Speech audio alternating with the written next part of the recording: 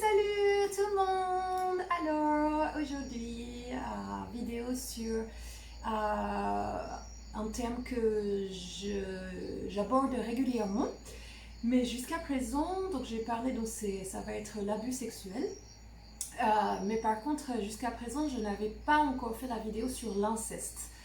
Parce que ça me met dans une situation compliquée. Parce que ce qui s'est passé, ça s'est passé avec mon frère. Et mon frère s'est suicidé. Donc, bien entendu, j'aimerais mon frère toute ma vie. Et les souvenirs qui me sont revenus lors d'une méditation essentiellement, une seule méditation, m'a suffi pour avoir le flash de cette chose qui s'est passée. Et en même temps, je ne sais pas vraiment ce qui s'est passé. Donc je vais vous raconter brièvement, parce que finalement je ne me souviens pas grand chose, mais ce qui est sûr, c'est que c'est suffisant pour avoir perturbé le cycle émotionnel, la construction, la structuration émotionnelle d'une petite fille, en parlant de moi, qui avait, donc j'avais, je sais pas quel âge, je sais pas, je pense 6 ans, 7 ans, 8 ans, je pense 6 ou 7 ans, mais peut-être 8 ou peut-être 9, mais je crois, c'est sûr moins de 10 ans, parce que quand j'ai vu quand j'ai eu le souvenir qui m'est revenu, j'étais vraiment petite, donc, enfin petite, plus de 5 ans, et donc je pense entre 5 et 10 ans, on va dire. Et mon frère, lui, a toujours eu 4 ans de plus que moi, enfin, il est né 4 ans plus tard que moi. Et donc, ce souvenir qui m'est revenu pendant une méditation, nous sommes dans la chambre de mon frère. Et là, il y a le petit garçon qui est le fils d'un couple d'amis de mes parents, qu'ils voient régulièrement. Et leur fils joue avec moi et mon frère. Enfin, nous jouons comme des petits enfants, en fait. En fait, j'avais pas vraiment de souvenir de ce garçon, enfin je me souvenais très bien de lui, mais ce que je veux dire c'est que j'avais pas de souvenir beaucoup de qu'on jouait et tout ça, mais là quand ça m'est revenu, bon, c'est qu'on devait jouer souvent régulièrement ensemble pour qu'on soit dans la chambre à trois, mon frère, lui et moi. Et donc ce qui m'est revenu en flash, donc je suis par terre, enfin à côté du lit, enfin je sais pas trop, c'est flou bien sûr parce que je suis petite, mais ça m'est revenu comme ça. Enfin nous sommes dans la chambre et je suis allongée, je sais pas si c'est sur le lit, enfin j'ai le souvenir que c'était pas vraiment sur le lit et je me souviens plus trop comment c'était situé, la chambre de mon frère, tout ça, mais enfin c'est pas l'importance, le lit par terre, enfin bref, je suis allongée. Et donc mon frère, lui, elle est à côté de moi comme ça et il me tient les mains. Donc moi je suis allongée sur le dos et lui me tient les mains et moi je me débat, je veux partir de mes mains, je veux partir aussi de mes pieds, je me souviens de ça.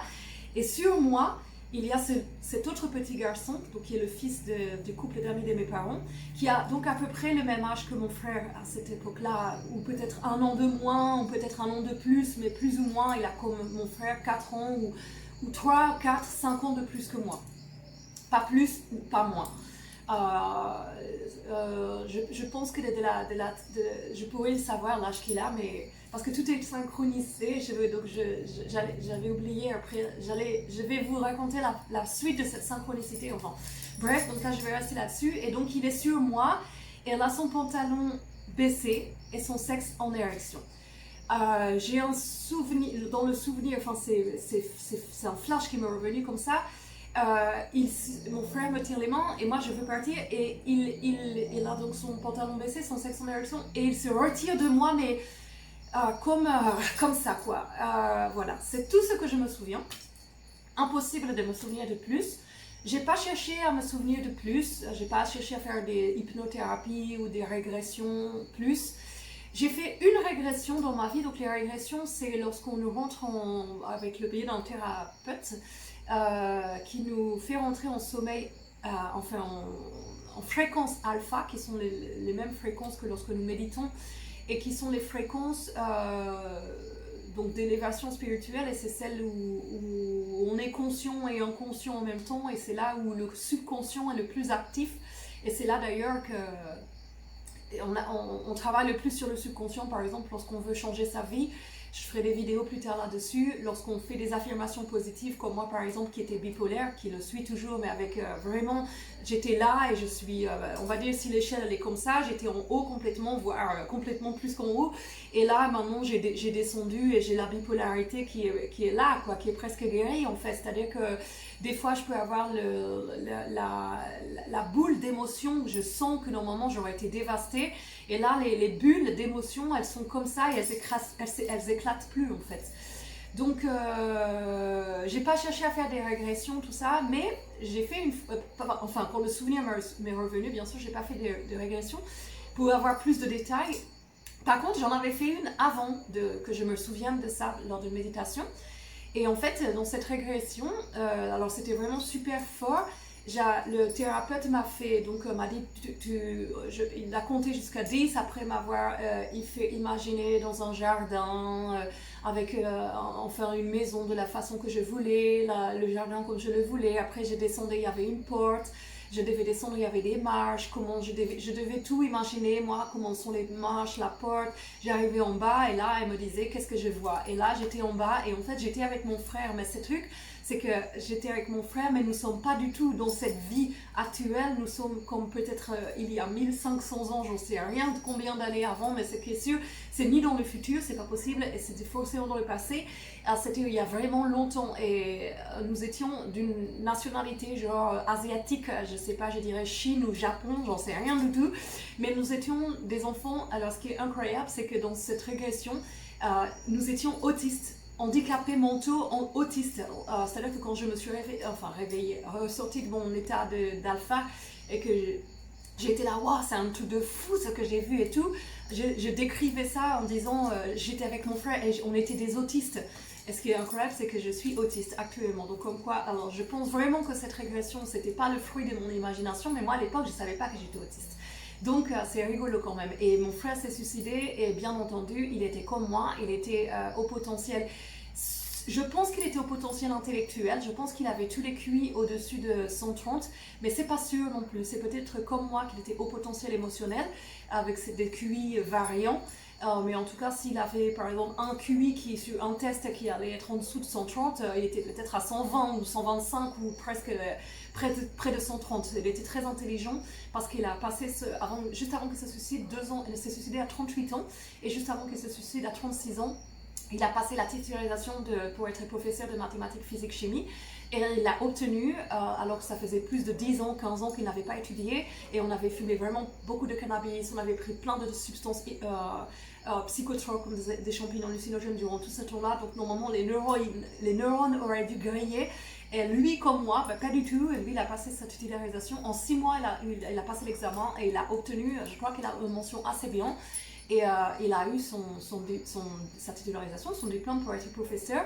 Et il avait gagné un marathon juste avant, et 2 ans après ça, le marathon c'était juste avant de se suicider, et 2 ans après la titularisation, lorsqu'il a eu 38 ans, 1 mois avant son anniversaire et au moment de la rentrée des classes.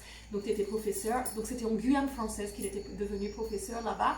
Et il a passé son concours en France parce que le concours en Guyane est moins élevé le niveau, et lui, le rectorat de Guyane française lui ont payé son avion pour qu'il passe sa titularisation. Donc je développe quand même ces thèmes-là sur mon frère parce que je ne veux pas du tout rester sur l'image que donc il a participé. Qu'est-ce qu'il a fait mon frère ce jour-là lors de l'inceste là, parce que c'est forcément c'est quelque chose d'incestueux, parce que ce n'est pas normal qu'un petit garçon avec sa petite sœur, moi j'étais sa petite sœur, il a 4 ans de moins, c'est pas normal qu'il me tienne les mains comme ça et qu'il participe à que l'autre fasse je sais pas quoi avec son sexe en érection.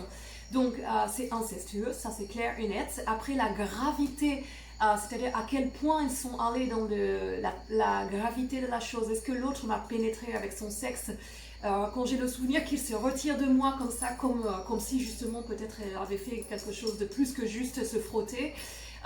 J'ai l'impression que oui, mais après j'en sais rien, je ne me souviens pas suffisamment, mais de toute façon ce n'est pas grave qu'il m'ait pénétré ou qu'il n'ait pas pénétré, qu'il a joui ou qu'il n'a pas joui par exemple. Enfin c'est ce qui est grave dans l'histoire, c'est que mon frère du coup participe à ça pour que l'autre fasse son truc.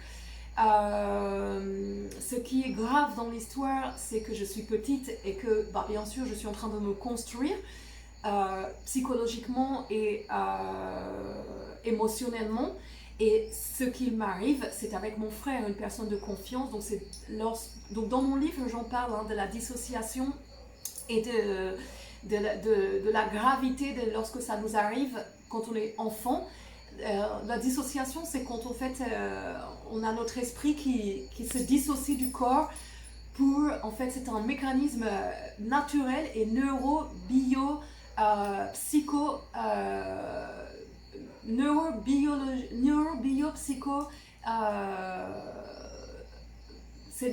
Attendez, j'ai plus le mot, c'est neurobiologique, psychologique et enfin, c'est trois termes. Il y a encore un autre terme que je n'ai plus en tête. Excusez-moi, j'aurais dû revoir quelques trucs avant de parler, mais c'est pas grave parce que ça c'est dans le livre, hein, je vous le dis. Alors par contre, le chapitre, quelle partie ça doit être la partie... je sais plus trop, enfin c'est une entre la partie 2 et la partie 5 parce que ça doit être sur la programmation parentale ou quelque chose comme ça, éducationnelle. Donc la dissociation, donc l'esprit se dissocie du corps pour ce mécanisme neuropsychologique, psychoneurophysiologique, neuropsychophysiobiologique, voilà, je l'ai. Excusez-moi, c'est 4 termes à retenir. Donc en fait, si nous ne faisions pas ça, que l'esprit qui dissocie du corps, le corps, en fait, nous aurions un arrêt cardiaque ou un arrêt vasculaire parce qu'il y a trop de pression en fait au niveau de l'adrénaline et tout ça, et en fait les doses qui se libèrent dans le cerveau au niveau du moment de l'acte, parce que moi quand je suis comme ça, que je veux me débattre et que c'est mon frère qui me tient les mains et l'autre, bien sûr je suis en train de vivre un traumatisme, donc toute scène traumatique, le corps, pour résister à ne pas mourir, en fait le cerveau libère ces doses c'est l'équivalent de la morphine, c'est des drogues dures. C'est l'équivalent à la morphine de 2 substances. Alors, j'ai pas retenu le nom, je les ai écrites dans mon livre pour informer les lecteurs de ça, la dissociation. Parce que du coup, quand ça nous arrive, par la suite, dans notre vie, on va inconsciemment, pour la plupart des victimes d'abus, donc encore plus quand c'est des abus sur des enfants et encore plus quand c'est incestueux ou par un proche de la famille, enfin, c'est encore plus. Et encore plus si c'est à répétition. Moi, ça n'a pas été à répétition par mon frère, en tout cas, je n'en ai pas souvenir, mais il avait d'autres comportements. Alors, c'est très quand même, c'est ça le problème. Je voulais pas faire de vidéo parce que c'est vrai que c'est délicat. Il s'est suicidé. Je t'aime, mon frère, et tout ce que je suis en train de dire, mais c'est pour faire partie à la lumière. Excusez-moi, j'ai envie de pleurer parce que j'aimais mon frère. Je suis désolée. Je suis désolée. Je couperai pas la vidéo. Excusez-moi. Bah oui, parce que forcément je parle d'un truc qui est pas... il s'est suicidé quoi. Si c'était pas suicidé, limite je pense que ça serait aussi dur de toute façon d'en parler. Enfin parce que c'est mon frère quoi. Et mon frère, je l'aime quoi. Enfin déjà de toute façon il est plus là. Donc pour le coup... je pense qu'il a payé son karma. Alors je sais pas si c'est une question de payer le karma ou pas, parce qu'il y en a qui n'aiment pas quand on parle de karma. J'avais fait une vidéo sur ça et quelqu'un m'avait fait un commentaire comme quoi le karma, c'était genre une pression qu'on se mettait, tout ça. Mais moi personnellement, on l'appelle comme on veut, la roue qui tourne, on peut dire. Alors je peux pas choquer certaines personnes sur le karma. Alors, je veux dire, la roue a tourné et c'est tristement qu'elle a tourné pour lui parce que c'est horrible en fait. Pour un truc qu'il a fait quand il était petit, alors il était perturbé, mon frère, pour faire ça, bien entendu. Qu'est-ce qu'il avait? Je n'en sais rien. Bon, déjà, il avait les traits que moi j'ai de l'Asperger et de l'eau potentiel émotionnel. Après ça, c'est une analyse que je fais. Parce que maintenant qu'il est décédé et que je me suis moi diagnostiquée en tant qu'Asperger au potentiel émotionnel, j'ai pu reconnaître mon frère dans ses traits de personnalité, et c'est là que j'ai pu dire en fait, parce que souvent dans les fratries, c'est pas un seul enfant. J'ai écouté dans les témoignages, les 200, maintenant je suis à 300 témoignages des personnes qui témoignent pour leur autisme et tout ça, et dans les mamans qui font des enfants. Sur une fratrie de 5, il y en a 4 qui sont autistes et au potentiel émotionnel ou intellectuel, et il y en a peut-être qu'un qui a pas ça, mais qui a quand même le trouble de déficit de l'attention avec hyperactivité. Donc bon, c'est quand même hyper génétique. De toute façon, ils l'ont prouvé que c'est à 80% génétique. Donc j'ai vraiment pas de doute à penser, parce que c'est pas normal que mon frère il ait passé sa titularisation comme ça, alors qu'on avait vraiment pris beaucoup de substances, de la même manière que moi avec toutes les drogues que je me suis mis dans le nez, dans le cerveau. J'aurais vraiment dû avoir des neurones qui ont grillé, et c'est pas normal qu'après tout ce parcours que j'ai eu, où j'aurais vraiment dû rabaisser ma faculté d'éveil, d'être alerte pour apprendre et tout ça. Bah non, moi je me suis mis à la production de musique et j'ai réussi avec le programme Ableton, qui est un des meilleurs programmes au monde, soi-disant. Je ne sais pas si c'est vrai, mais enfin bref.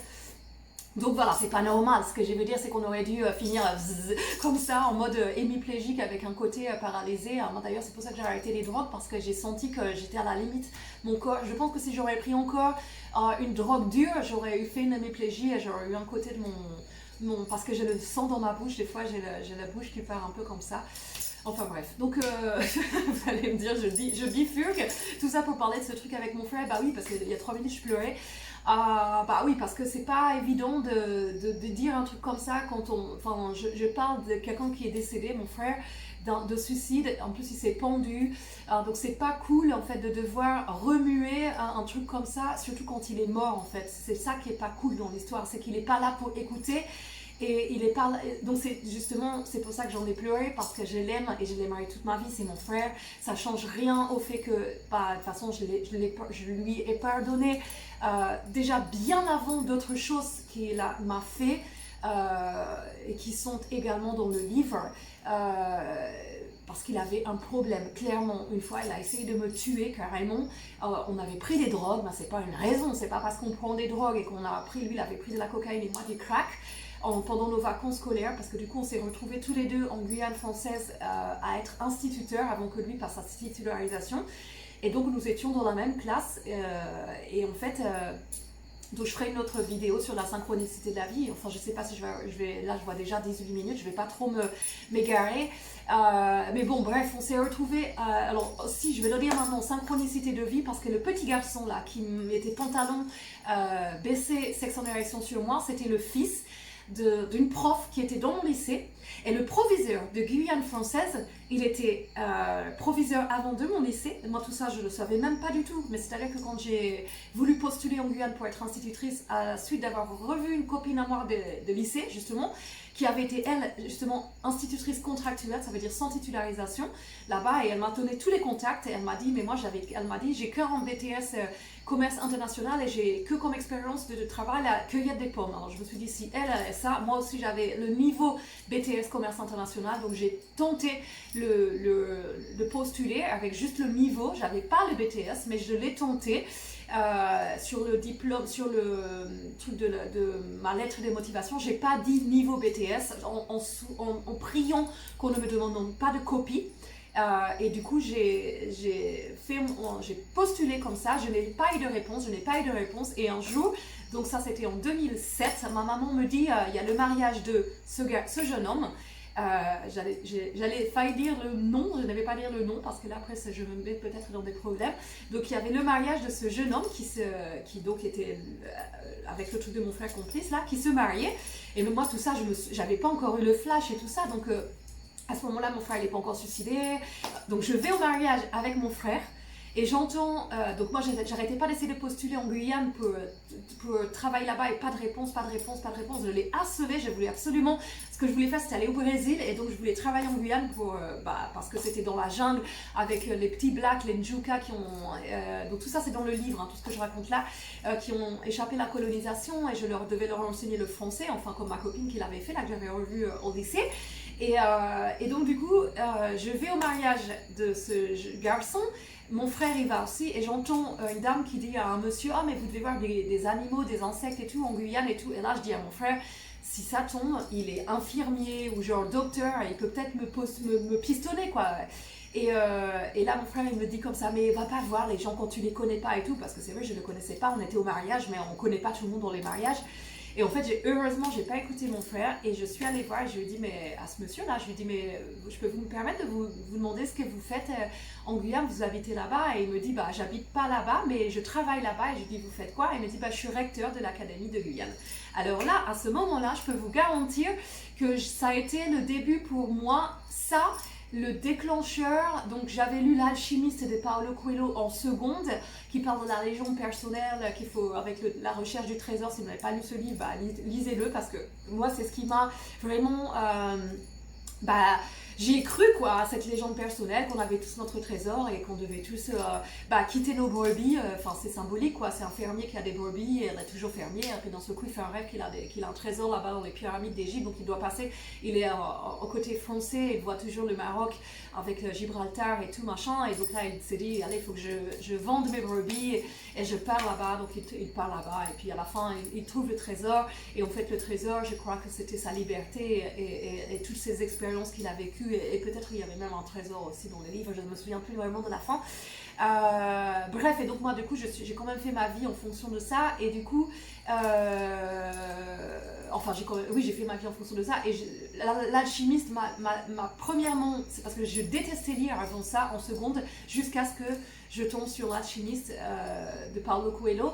Et vraiment là, j'adore lire à ce moment-là. Donc après, je trouve que des lectures qui vont vraiment me plaire. Et là, j'aime lire, mais sinon, je n'aime pas lire. Je suis en lecture automatique et je ne les lis pas, en fait. Mes yeux lisent, mais moi, je ne comprends pas. Je suis ailleurs dans mes pensées. Et donc, cette synchronicité-là, quand je suis donc ça c'est en 2007. Donc ça c'est, j'ai à ce moment-là, 2007, j'ai 28, 27, 28 ans, là, quelque chose comme ça, 29, 28, 26, ou 24, 25, 24, 25, 25, il faudrait que je fasse le calcul. En 2007, j'ai 39, alors vous ferez le calcul, combien j'avais en 2007. Voilà, donc je suis encore jeune, et du coup cette synchronicité de vie là qui arrive comme ça avec le recteur, je pouvais pas tomber mieux. Donc je lui dis, écoutez, ça fait genre 2 semaines que j'arrête pas d'écrire, j'arrête pas d'appeler, personne me répond par courrier ni par téléphone. J'harcèle, s'il vous plaît, je veux travailler là-bas, je veux être institut dans la jungle, je veux enseigner le français. Et là il me dit, vous me faites une lettre, vous l'envoyez, vous dites mon nom, vous citez mon nom dans la lettre. Donc forcément, là, en fait, comme le mariage, il était juste à côté de chez mes parents, en fait, j'ai pas attendu d'envoyer la lettre en Guyane, je suis partie direct chez moi, j'ai rédigé la lettre, mais super rapidement, alors dit tac tac, je l'ai imprimée, je suis revenue au mariage, et en fait, il était déjà parti, il retournait en Guyane française, il était là, mais genre l'histoire de 3 ou 4 heures pour célébrer le mariage du fils, de son ami, parce que son ami, qui était l'ami de ma maman, était prof dans mon ancien lycée, où lui, il a été professeur, donc il connaissait très bien l'ami de ma mère, et ils étaient restés amis, cette dame professeure avec lui proviseur, et du coup il était là pour le mariage, il était venu juste pour ça, et j'ai eu une chance folle d'entendre cette dame. Donc, elle lui parlait, et de lui dire, et donc quand j'ai donné la lettre à l'ami de ma mère, je lui ai dit, écoute, il est parti là, je le vois plus et tout. Elle me dit, oui, il est rentré en Guyane, il est parti, il devait repartir. Et je lui ai dit, s'il te plaît, donne-lui la lettre. Et comme du coup, elle le connaissait très bien, là, j'ai réussi à avoir le poste grâce au piston. Donc, grâce au piston, pour moi, parce que la Guyane, tout ça c'est dans le livre, qui s'appelle Encore un jour et c'est demain, et qui est dans ma chaîne avec, en audiobook gratuit. Donc tout ça pour en fait que je vive plein d'expériences en Guyane française, donc des expériences vraiment très glauques entre je suis retombée dans les drogues, le harcèlement moral alors pas tout le temps bien sûr, je prenais des drogues à chaque vacances, je prenais du crack parce que là-bas c'est 8 $ le gramme de crack et de cocaïne, donc bon, avec ça on peut se défoncer bien comme on veut, et pas cher, et en plus je gagnais 1800 €, donc à chaque vacances scolaires je m'en mettais plein le nez. C'était vraiment ça. Et puis, ça a commencé que j'ai été victime d'harcèlement moral avec tous les autres profs qui m'ont détestée en fait, parce que moi je venais de vendeuse et que j'ai super bien fait mon travail parce que j'allais avec la guitare et j'avais pas de formation du tout pour être institut, et en fait j'ai adoré les enfants, je les ai aimés avec la guitare et tout, et j'avais des super résultats au niveau du feeling avec les enfants, et du coup j'avais des super résultats dans dans mon enseignement, à tel point qu'au lieu de leur faire compter jusque 3, je leur avais fait compter jusque 5 et j'ai même eu des problèmes à cause de ça, qu'on me disait mais tu peux pas faire ça parce qu'après nous qu'est-ce qu'on fait, on leur apprend à compter jusque combien, si toi tu as déjà fait jusque 5, nous normalement c'est la classe d'après. Bah je lui disais bah tu fais 7 alors, bah oui mais après ça décale tout, tu peux pas faire comme ça, tu dois respecter le programme, enfin je m'en suis pris plein la tête parce que du coup j'étais bonne institutrice sans expérience, mais juste parce que je travaillais avec le cœur et avec l'engouement de faire la chose avec amour. Et eux en fait la plupart des instituts qui étaient là-bas, ils étaient tous blasés parce que ça faisait 4-5 ans qu'ils étaient dans ce petit village dans la jungle, ça buvait à outrance. C'était tous les jours, ils étaient tous alcooliques, c'était terrible. Je voyais leurs notes de trucs d'alcool avec des 1500 €. Mais eux, ils étaient vraiment des vrais instituts titularisés, ils gagnaient 3000 €. Et donc, parce qu'en fait, on est beaucoup payé, on est bien payé dans la jungle parce qu'il n'y a personne qui veut y aller, parce que c'est trop loin, il n'y a pas internet, il n'y a pas tout ça.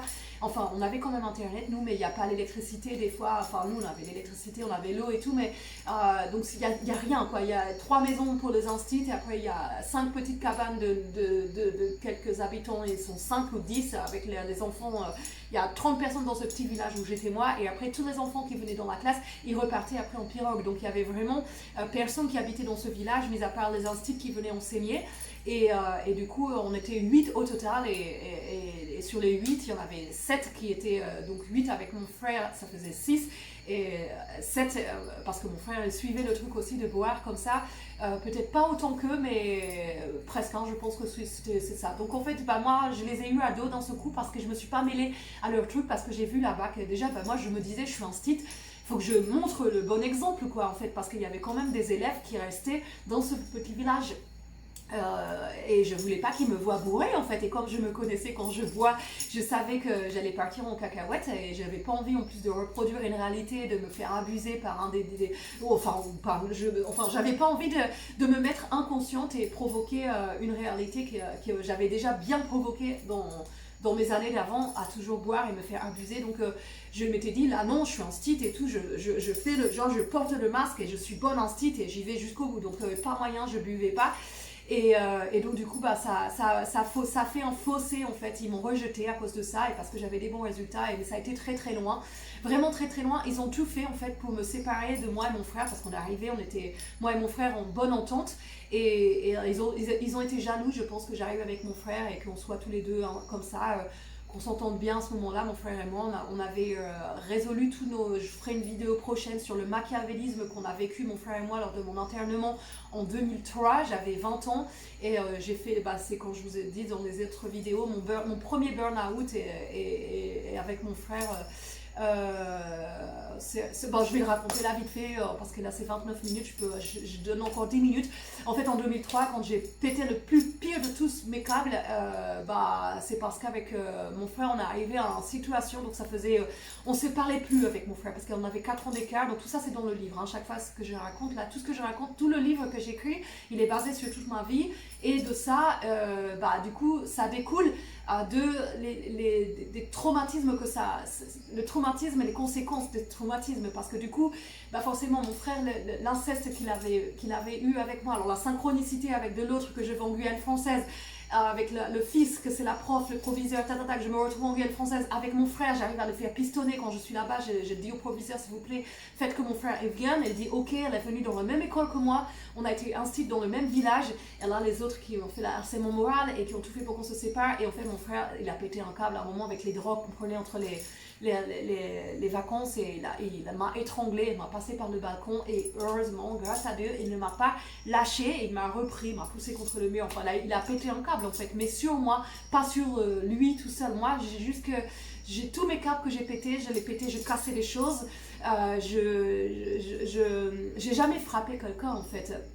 Par contre, j'ai voulu tuer ma mère, hein. Ça c'est clair, même mes parents, mais surtout ma mère, je la détestais à un moment, bah, au moment de ça, là, que je vous dis en 2003. Donc, bah, je me suis retrouvée première de classe de mon BTS que je venais de redoubler. Ça m'a fait un burn-out, de trop de pression scolaire. Et je suis tombée dans les drogues, dans l'anorexie, et au même moment, ça faisait, mais genre, avec mon frère, on se parlait jamais en fait. Moi à ce moment-là, j'ai 20 ans, mon frère en a 24. Et en fait, d'un seul coup, bah, on se met à se parler, alors que sauf pendant notre enfance, on était ensemble, Et après, il y a eu un moment où mon frère et moi, on s'est complètement distancés. C'est surtout lui qui se distançait de moi parce que forcément, quand lui il est arrivé en seconde, moi je suis genre en sixième. Et donc du coup, bah, on n'a pas du tout les mêmes contacts, les relations. Et lui, en fait, il avait honte de moi, quoi. Quand il est en seconde, moi je suis en sixième, je suis une petite fille. Et lui, déjà, il est un adolescent, donc il m'a complètement zappé de sa vie. Et c'était vraiment, on était des étrangers dans la maison, quoi. On se disait même pas bonjour. On mangeait plus ensemble avec mes parents. Enfin, c'était vraiment, on était devenus disloqués complètement.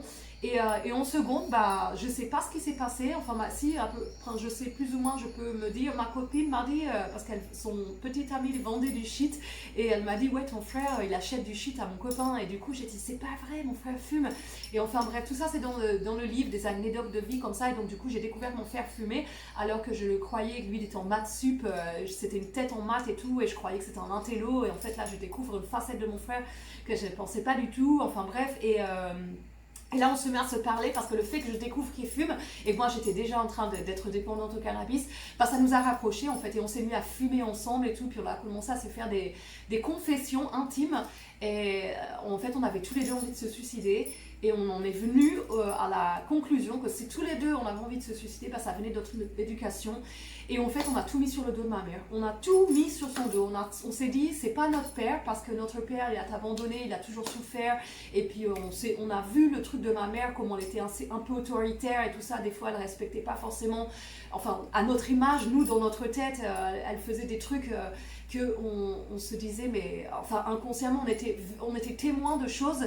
C'était pas la pire des mères, bien sûr, ma maman, elle nous a aimés très fort, elle aime son mari, mon père aussi, ils sont toujours ensemble, ça fait 50 ans qu'ils sont ensemble, donc, mais ils sont dans leur truc ensemble. Mon père, il a supporté des choses que un homme qui n'aurait pas été abandonné et qui n'aurait pas vécu d'abus aussi psychologiques et certainement sexuels, comme je vous le disais dans une des vidéos, n'aurait jamais supporté que sa femme lui parle comme elle lui parlait ou qu'elle a des réactions comme elle avait.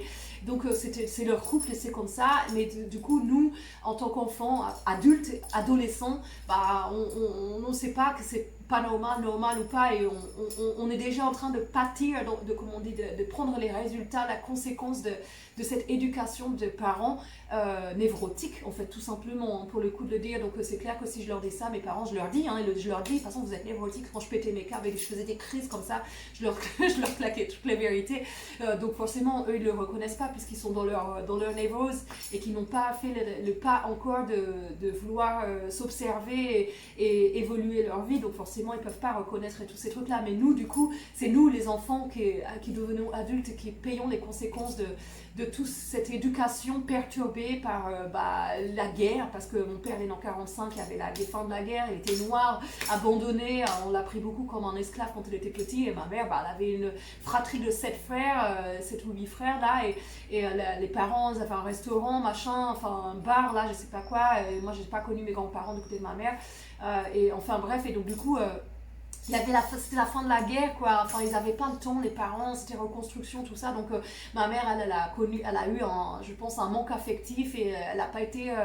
De toute façon, tout ce qui nous arrive dans la vie d'adulte, c'est parce que ça découle de quelque chose qu'on n'a pas reçu suffisamment, malgré qu'on ait des parents qui nous aiment et que, en fait, ils font comme ils peuvent, quoi. Et peut-être que nous, quand on avait moins de 10 ans, il y a un moment, on voulait un bisou, un câlin, et eux, ils étaient occupés à faire leur machine à laver ou à servir les cafés aux clients, ou mon père dans le garage à faire une voiture, enfin bref. Et donc, du coup, ils n'avaient pas forcément le temps et la capacité et la disponibilité, je dirais, pour nous combler notre besoin affectif. Et donc ça, plus eux, leur truc à eux, de leur propre histoire, comme celle de mon père abandonné, ma mère avec ses carences, ses trucs et trucs machin. Du coup, si eux, ils soignent pas, ils nous le filent à nous, quoi. Donc ma mère, ce que je vous disais, elle a été abusée, elle avait 18 ans, et elle a fait comme plein de femmes, tout comme moi, quand j'ai exactement fait la même chose, quand j'ai été violée à 15 ans. Le mec là qui m'a volé, qui était un pédophile, le lendemain il est venu à la plage avec nous. Bon, c'était une soirée qu'on avait fait entre nous, c'était ma première soirée. J'ai coupé toutes les photos et j'ai mis ça dans la petite boîte à souvenirs de ma tête et j'ai oublié. Ma mère, elle a fait pareil, sauf que ma mère, elle a fait des enfants, 2, mon frère et moi.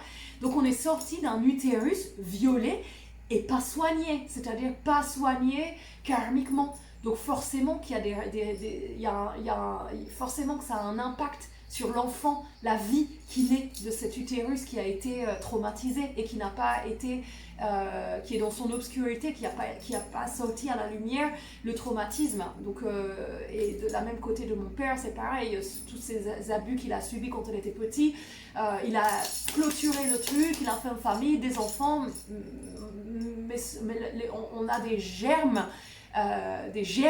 qui étaient porteurs de traumatisme qui n'ont pas été mis à la lumière, ni soignés, et parlés, reconnus. Et donc, du coup, forcément, nous, les enfants qui sortons de ça, c'est un peu nous qui explosons le truc et qui sommes là pour rompre la chaîne, déjà, du karma familial et pour nous soigner nous-mêmes de cette emprise de reperpétuer encore ce cercle, ce schéma familial comme ça. Donc moi, j'ai coupé le truc direct, la chaîne, en faisant ma thérapie et moi j'ai coupé la chaîne du viol, de cette réalité, je l'ai changée.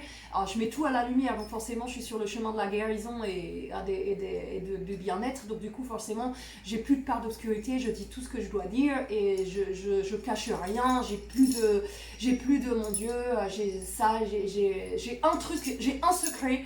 Et c'est un secret et pour le moment je ne vais pas encore le partager, mais je le partagerai certainement un jour parce que finalement c'est un secret qui, en fait finalement j'en ai un petit peu honte, mais finalement j'ai rien fait de mal avec ce secret. C'était une expérience et il y a 10 fois pire que moi et j'ai fait mal à personne et c'est juste que c'est un peu bizarre et du coup bon, pour le moment j'ai encore honte, donc je vais le garder pour moi.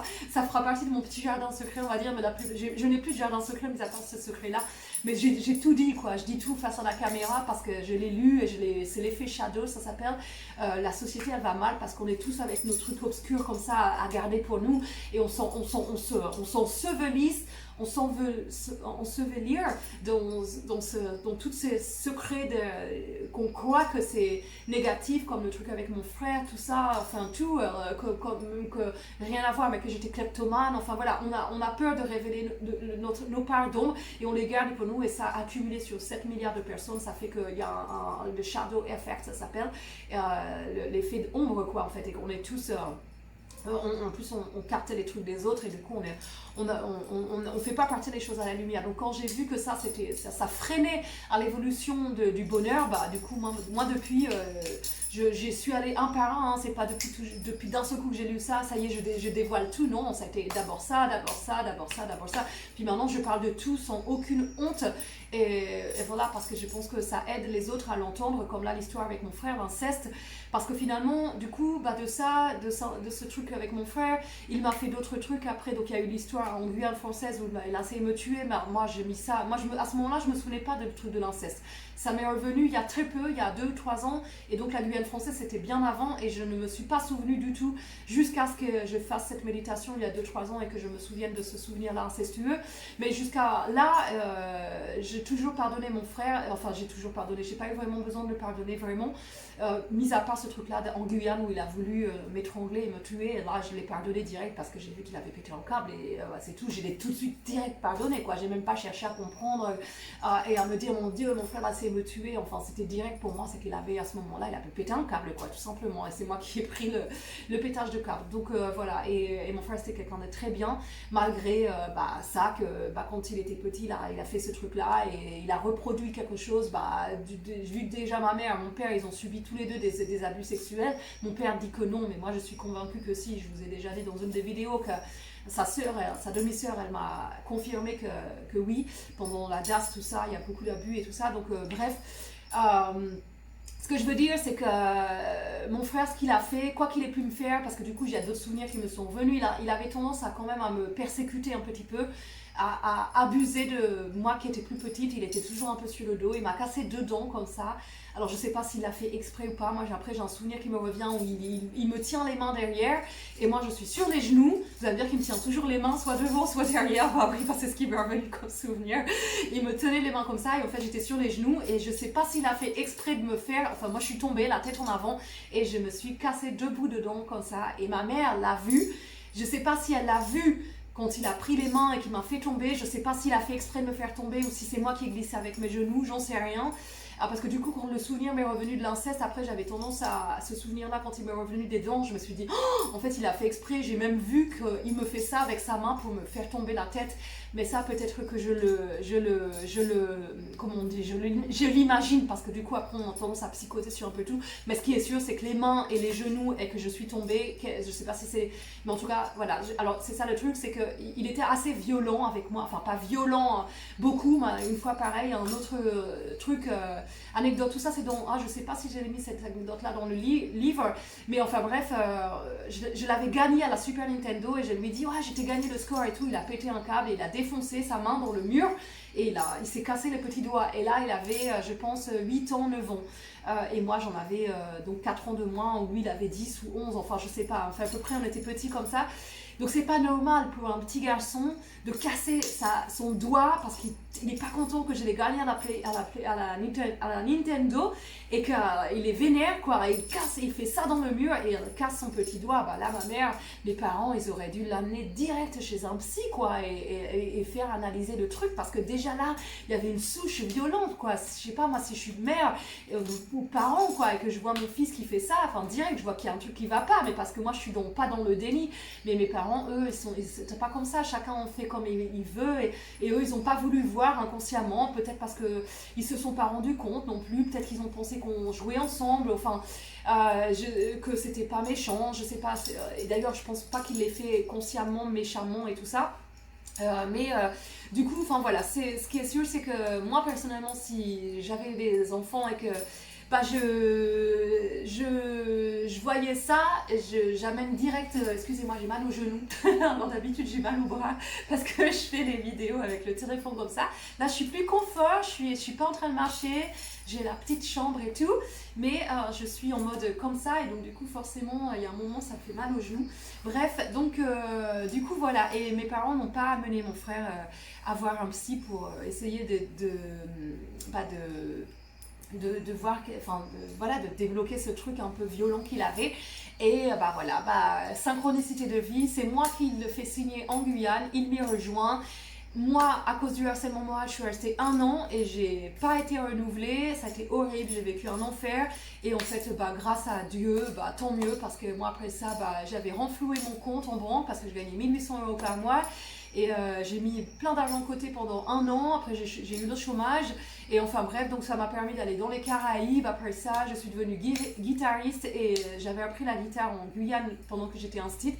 Et j'avais des facilités quand même à chanter et à jouer en même temps. Et quand je suis arrivée dans les Caraïbes, là, bah, en fait, j'ai eu la chance tout de suite de rencontrer un guitariste électrique de guitare électrique qui cherchait un duo, et on a fait un duo, et j'ai tout de suite pu travailler et gagner de l'argent avec la musique. Donc voilà, donc ça c'est bien terminé, parce que de tout ça, bah, j'ai mis d'argent de côté, et puis j'ai continué, bah, je suis allée au Brésil, juste après la Guyane, j'ai fait le Brésil, après je suis partie dans les Caraïbes, et je suis en fait au total, de moment que j'ai quitté la France, je suis partie pendant 4 ans et demi comme ça.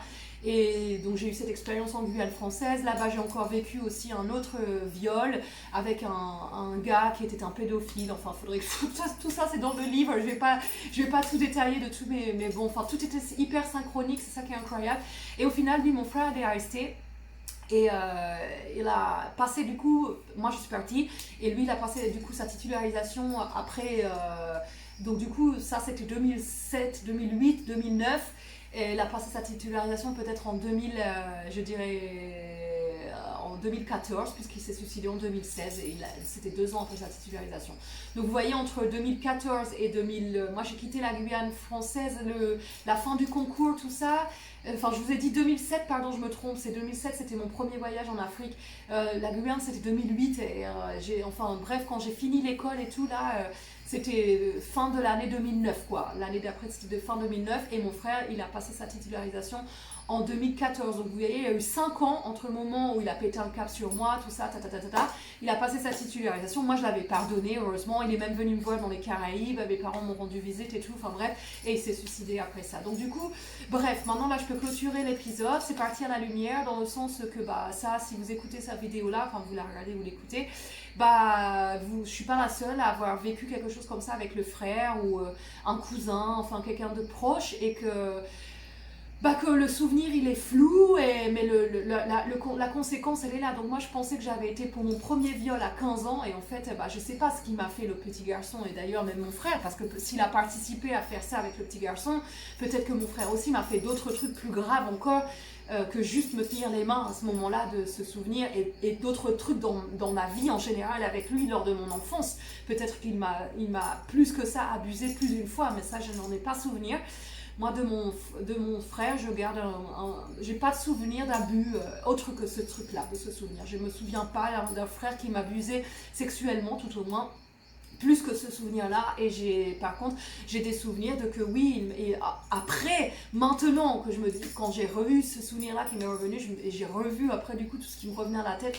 Et je me sais, mais en fait, je me disais, mais ça c'est pas normal ce qu'il faisait avec moi à ce moment-là. Et il faisait des trucs pas normaux et du coup j'avais du mal à voir si c'était pas normal ou pas et j'ai demandé à plusieurs personnes est-ce que tu crois que c'était bien, enfin normal, c'était jeu d'enfant de faire ça et tout et les gens m'ont dit clairement bah non quoi, c'est clair que non, un frère fait pas ça avec sa sœur quoi, je veux dire et c'était assez voilà il y avait quelque chose de pas clair, voilà. Donc le souvenir là, c'est clair que c'est incestueux. Après la gravité, je sais pas à quel point lui il est allé, l'autre non plus, mais en tout cas les conséquences elles sont là. Et du coup, ça peut être pour ça que du coup à 15 ans, j'ai de nouveau été réabusée. Alors est-ce que par le pédophile de mes 15 ans, est-ce que c'était à la suite de ce qui s'était passé, du coup je reproduisais parce qu'il fallait que je comprenne, ou alors je devais clôturer le karma de mes parents et couper la chaîne, et du coup, enfin bref, de toute façon c'était clair et net que moi je devais passer par le viol, il n'y a pas d'autre truc,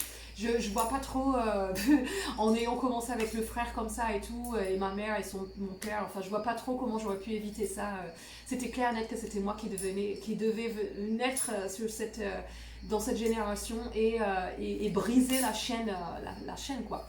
Voilà, donc bah, moi de tout ça j'en sors lumineuse, hein. Franchement c'est hyper glauque et tout quand on regarde le truc, mais enfin voilà, mon frère, bah, je pense que c'était un enfant qui a été perturbé, il a peut-être aussi subi quelque chose quand il était petit, on n'en sait rien, peut-être que quand il était petit, je sais pas moi, un prof de piscine, de tennis, j'en sais rien, qu'il a peut-être abusé dans les vestiaires, j'en sais rien, enfin en tout cas, il avait des tendances à faire des trucs un peu pas trop... Alors je parle quand il était petit, après la fois de Guyane qu'il a essayé de me tuer.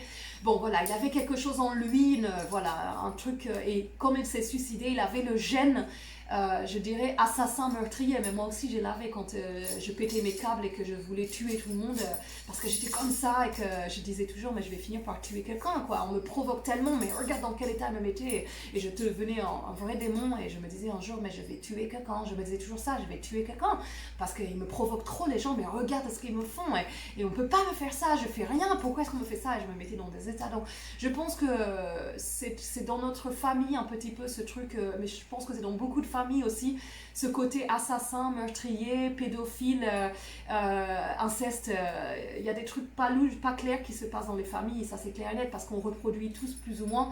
Et donc du coup, bah, forcément moi en ayant vécu autant d'abus, bah, en Guyane j'avais un petit garçon une fois qui venait de ma classe, j'étais dans le fleuve, je me baignais, elle est venue et se masturbait sur moi, et là à ce moment-là je me souviens quoi, j'aurais pu le laisser faire et même jouer avec lui sexuellement, et il avait 4 ans, c'était un de mes élèves quoi, et heureusement que j'ai eu la conscience de lui dire bah non Gabin tu peux pas, il s'appelait Gabin, Chabin ça veut dire Chabin, ça veut dire en Djouka, ça voulait dire il était métis en fait, il était métissé, et il n'était pas noir et donc je lui ai dit bah non Chabin tu peux pas faire ça, mais c'est là que j'ai fait en vidéo en disant c'est très facile d'être pédophile, parce que si j'avais pas eu la conscience, et surtout bah si je m'étais laissée tenter par reproduire inconsciemment, bah direct je faisais quelque chose de bizarre avec le petit garçon, je le laissais se masturber sur moi, rien que ça, rien que le fait de ne rien faire à que lui il est en train de se masturber sur moi, rien que ça, bah je suis déjà en train de participer à quelque chose qui est pas clair quoi. Je veux dire, je suis pédophile à ce moment là, c'est clair et net, parce que moi j'avais 27 en Guyane, 25 là, c'était en 2008, alors je vous ai dit de faire le calcul, c'était pas 2007, c'était 2008. 2008-2009, là, bah, j'avais 25-26 ans, quoi. Donc, si j'avais laissé ce petit garçon se masturber sur moi et je faisais rien, bon, bah, forcément. Mais après, moi, j'ai vu, hein, ils dorment tous dans des petites cabanes ensemble, la mère, tout ça. J'ai vu des trucs, moi, vraiment, je les ai vus, les mamans toucher le zizi des enfants, enfin, des trucs comme ça. Donc, forcément, après, bah, les enfants, après, quand ils grandissent, bah, ils sont pervers, forcément, ou ils sont obsédés par le sexe, ou ils sont comme l'autre que j'ai mis, du coup, en Guyane, qui était un pédophile, enfin, bref. J'ai que ça, des trucs comme ça dans mon passé, des histoires de toute façon. Je pourrais parler enfin bref, voilà, un pédophile qui avait du coup forcément été aussi lui abusé et qui était en train de reproduire ça sur son petit garçon et qui lui montrait des trucs de pornographie. Et bref, il m'a violée, lui aussi, enfin je l'ai mis au tribunal et tout ça c'est dans le livre. C'est oh my god. Enfin bref, trop de too much, trop d'abus tue l'abus quoi. C'est genre, c'est pour ça que je rigole. Des fois je me dis je ris parce que bah il faut rire quoi, parce que c'est tellement, je pourrais embrayer sur chaque histoire qui a mené sur ça, sur le truc de mon passé. J'ai que des histoires comme ça et je vous garantis que j'ai transformé ma vie. Et maintenant j'ai que des histoires avec des petites fleurs qui sentent bon, des personnes merveilleuses, des anges. J'ai que des histoires magnifiques. Je suis dans une réalité qui est complètement changée. Alors, je suis passée vraiment de l'obscurité à la lumière et je suis vraiment dans la lumière. Donc là, ça valait le coup franchement de vivre toutes ces expériences malgré qu'elles étaient toutes complètement dans une autre réalité quoi. Vraiment, et je suis contente vu que je suis là dans le présent, j'ai pas de sida, j'ai pas tout ça, je suis en pleine santé. Bah, je suis heureuse quoi, donc du coup j'ai rien à regretter, mais c'est clair que si je pouvais être comme je suis là sans sans devoir être passée par autant que je suis passée, bah je préférerais ne pas passer par tout ça parce que bon quand même je veux dire, mais en même temps c'est ma vie, c'est comme un film en fait, c'est comme si je vois tous ces souvenirs là, c'est ma vie. Mais bah, d'ailleurs, c'est pour ça que j'ai changé mon prénom. Je m'appelle plus Flore, je m'appelle Anoki. Et parce que bah, toute cette vie-là que je vous raconte, c'est la vie de Flore. Et maintenant, bah, il y a la nouvelle vie d'Anoki, malgré que Flore, elle fait partie d'Anoki et que c'est mon prénom de naissance sur mon papier, tout ça.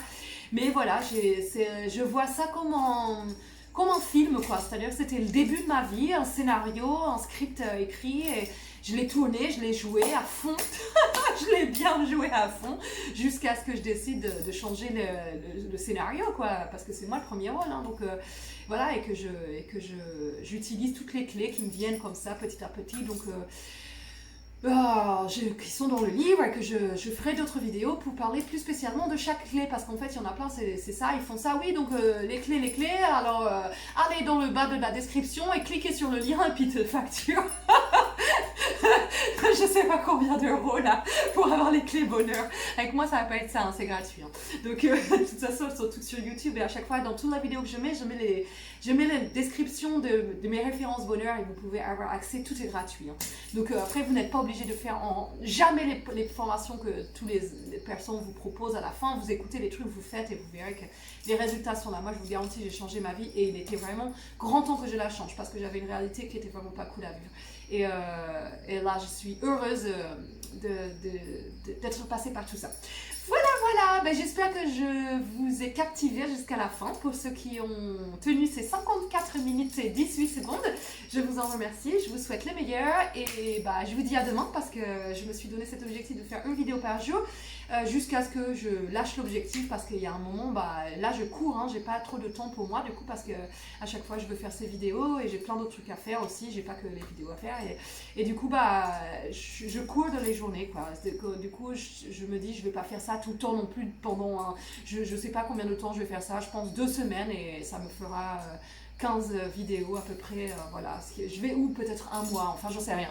Voilà, enfin, surtout qu'après je vais les faire en espagnol, en anglais, en italien, donc du coup voilà, j'ai pas fini quoi, mais bon, c'est ma mission, je suis là pour partager tout ça, pour aider à ceux qui passent par des trucs comme ça, ou qui ont des souvenirs flous, ou qui se dévictimisent, parce que c'est hyper important de se reconnaître en tant que victime, d'avoir subi ça, et après pour pouvoir justement tourner la page de j'ai été victime, pour pas finalement s'auto-saboter toute sa vie et s'empêcher de se libérer et d'être heureux.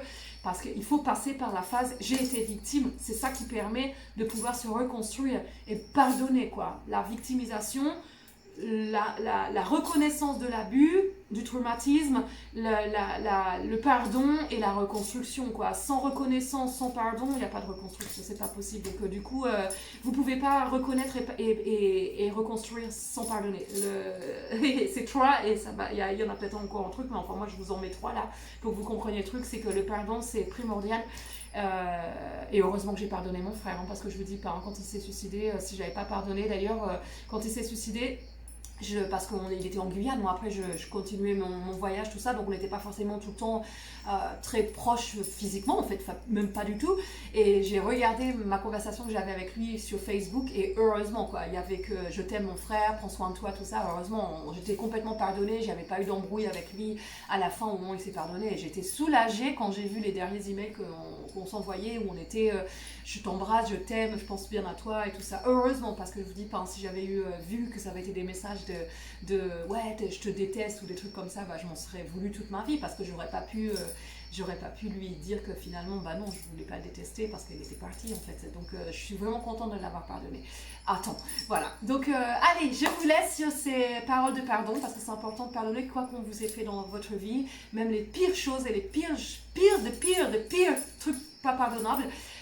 Faut se dire que les gens sont malades en fait, hein, les pédophiles, les serial killers.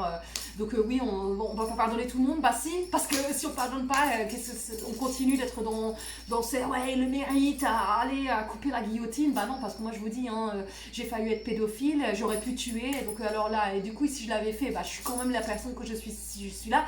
Je l'ai pas fait parce que j'ai eu de la chance, mais j'aurais très bien pu partir en vrille plus que je suis partie. Et bah, j'ai quand même le droit d'être sur cette terre en vie. Bah, forcément, là, j'ai pas fait tout ça, mais ce que je veux dire, c'est qu'il faut comprendre que les gens qui font des trucs atroces comme ça, c'est que ce sont des gens qui sont malades. Et nous, on les met à la lumière parce qu'ils sont tellement dans l'obscurité, ils sont incapables de faire pour le moment un changement de transformation de vie. Et il n'y a que nous, en leur envoyant notre lumière et notre pardon, pour ces choses impardonnables, qu'on peut peut-être justement influencer à que bah, ces personnes, elles prennent un tournant. Parce que sincèrement, quand on est vraiment névrotique, on est tellement dans une réalité noire que s'il n'y a pas de lumière qui nous vient de l'extérieur, bah, on sombre, et puis à un moment, enfin je veux dire, à part la mort de quelqu'un, ou enfin on arrive dans vraiment des réalités très glauques. Donc nous, enfin notre mission, elle est là de pardonner, quoi, pardonner, lumière, pardon, amour, lumière, pardon, tolérance, respect, amour. Ça c'est mes mantras que je répète tout le temps en boucle. Tout le mal qu'on m'a fait avant que je découvre que j'étais autiste, je ne sais pas si c'était par rapport, parce que c'est ce qu'ils disent quand on est autiste, c'est qu'on est toujours victime d'abus psychologiques, abus sexuels et tout ça. Et bref, quand j'ai commencé avec la quête du bonheur et que j'ai découvert la méditation de compassion et de pardon et tout ça, bah, ça a été mes mantras. C'est-à-dire que maintenant je suis sur la pleine conscience. Je ferai des vidéos plus tard après, mais je vais finir là-dessus quand même. Bah, j'expliquerai bien les trucs de méditation, bien les trucs de tout ça. Et du coup, voilà, enfin, moi, ça a été mes phrases à répéter en boucle. Pardon, tolérance, pardon, respect, amour, pardon, tolérance, respect, amour, pardon, tolérance, respect, bienveillance, et après j'ai ajouté des mots, voilà, compassion, et voilà, je répétais des mots en boucle pour contrer le mal qu'on me faisait, quoi. En fait, on me faisait du mal, et moi, effet boomerang, j'envoie ma lumière, genre en mode samouraï, Jedi, yeah. Je n'irai pas dans le dark side de l'humanité, je suis the warrior of the light. Et voilà, et qu'on soit tous des chevaliers de la lumière, parce que c'est ça notre but sur cette planète, quoi, c'est de se réveiller de notre obscurité pour ressortir en nous les chevaliers de la lumière. C'est ce qu'on est, on est des super-héros, parce que on est des super-héros de notre propre vie, en fait. C'est nous qui écrivons le scénario, et le script qu'on nous a mis au départ, on peut le changer, en fait. Si c'est pas une belle réalité là qu'on nous a fait nous écrire au début, on a le pouvoir de changer, quoi. On a le pouvoir de prendre le crayon et de se dire, cette réalité, j'en veux plus, basta. Et on la change, et on y arrive, quoi. Et ça, par contre, après, il faut appliquer toutes les techniques. Je referai des autres vidéos. Là, je dépasse pas les 1 heure. Allez, je vous laisse, bisous, salut!